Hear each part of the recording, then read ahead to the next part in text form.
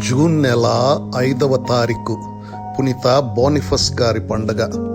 Europe కాండ మధ్య ప్రాంతంలోని జర్మనీ దేశ కొండజాతి ప్రజలలో క్రైస్తవం విస్తరించిందంటే ఆ కృషి ఫలితమంతా పునీత బోనిఫస్ గారికే దక్కుతుంది. అందుకే వారిని జర్మనీ దేశ అపోస్తులుడు అని బిరుదు కూడా వచ్చింది. వారు ఇంగ్లండ్ దేశంలోని డెవెన్స్పైర్ నగరంలోని క్రెడిటన్ అను పేటలో క్రీస్తు శకం 673లో జన్మించారు. జ్ఞానస్నానం పేరు విన్ఫ్రిడ్. తమ 14వ ఏట శిశు కేంద్రం నిర్వహిస్తున్న ఒక బెనెడిక్టియన్ మఠంలో ప్రవేశం పొందారు. అక్కడ మఠాధిపతి అయిన విన్బోర్టా గారికి శిష్యరికం చేసి పై చదువుల్లో నెగ్గి ఆ మఠ డైరెక్టర్గా కూడా నియమితులు కావటం విశేషం. క్రీస్తు శకం 715లో గురుపట్టం పొందారు. ఒకసారి ఫాదర్ విన్ఫ్రిడ్ గారు రోమ్ నగరాన్ని సందర్శించినప్పుడు క్రీస్తు శకం 718లో 2వ గ్రెగరీ జగద్గురువులు వారిని జర్మనీకి వెళ్ళి క్రీస్తు సందేశం వినిపించాలని కోరారు. అందుకు విధేయించి వారు జర్మనీకి వెళ్ళగా అక్కడ పాలకులు వారిని సాదరంగా ఆహ్వానించారు. ఫాదర్ విన్ఫ్రిడ్ గారు సాహిత్య ప్రకాండుడు కావడాన అక్కడి ప్రజలకు అర్థమయ్యే భాషలో యాసలో మాట్లాడటం మొదలుపెట్టారు.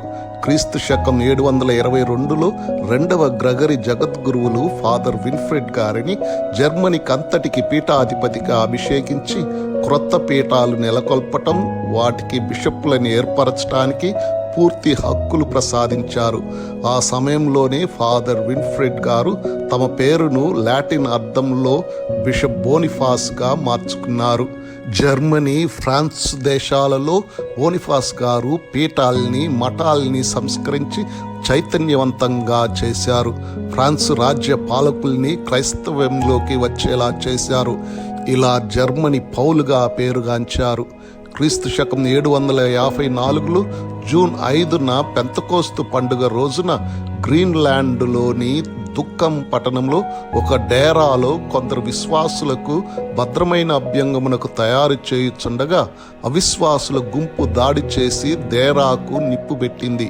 బోనిఫాస్ గారిని, 12 మంది గురువుల్ని, 40 మంది భక్తుల్ని వారు చంపారు. బోనిఫాస్ గారు మృతదేహం పుట్టా పట్టణంలో సమాధి చేయబడింది. తాను విశ్వసించిన శ్రీసభ విశ్వాసం కోసం వారు ప్రాణాలర్పించారు. వారు ఈ విధంగా రాశారు: ప్రపంచ సాగర ప్రయాణంలో శ్రీసభ అనే ఓడకు జీవిత ఆటుపోటులు తప్పవు. అందువల్ల ఓడను త్యజించటం కాదు, కొనసాగించటం మన విధి. 9వ పయస్ పాపు గారు క్రీస్తు శకం 1874లో వారికి పునీత పట్టాతో అలంకరించారు. బోనిఫస్ అనగా బాగుగా పనిచేయ వ్యక్తి అని అర్థము. బంగారు మాట: మనము మొరగని సునకాల్లా, నిద్రించే కావలివారిలా, తోడేలు వస్తే మందను విడిచి పారిపోయే జీతగాడిలా ప్రవర్తించకూడదు.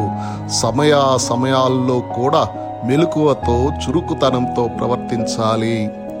పునీత బోనిఫస్ గారా, మా కొరకు ప్రార్థించండి.